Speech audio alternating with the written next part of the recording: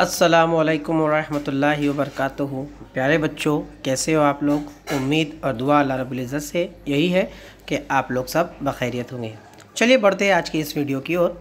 इयत्ता 8वी विषय मराठी उपघटक प्रश्न पत्रिकेचा स्वरूप म्हणजे युनिट टेस्ट पेपर का पेपर पैटर्न।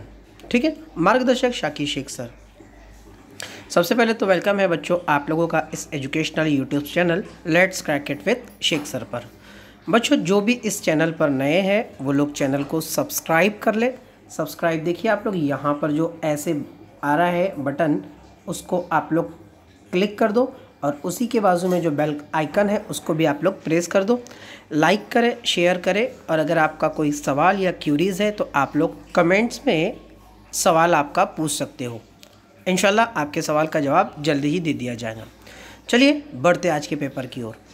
देखिए सबसे पहले जो यूनिट टेस्ट का पेपर पैटर्न है, आप लोगों का पेपर जो आप लोग का रहेगा वो 20 मार्क्स का रहेगा। कितने मार्क्स का रहेगा आप लोग का? 20 मार्क्स का। यस, 20 मार्क्स का आप लोगों का मराठी का पेपर पैटर्न रहेगा, जिसमें से आप लोगों को विभाग नंबर 1 गद्य मतलब कि पाठ पर पूछा जाएगा, जो कि 6 मार्क्स का रहेगा।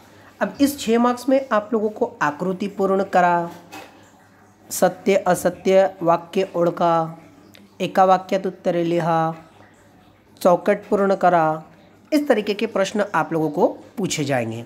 ठीक है, दूसरा है आप लोगों का, 1 मिनट रुकेंगे, 1 मिनट रुक जाएंगे बच्चों। हाँ, दूसरा जो विभाग है आप लोगों का, दूसरा विभाग है आप लोगों का पद्य, जिसे हम लोग जो है तो नज्म कहते हैं, कविता। वो भी आप लोगों का 6 मार्क्स के लिए पूछा जाएगा।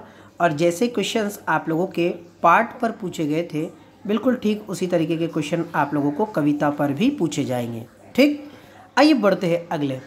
तीसरा विभाग जो रहेगा बच्चों आप लोगों का, वो व्याकरण रहेगा।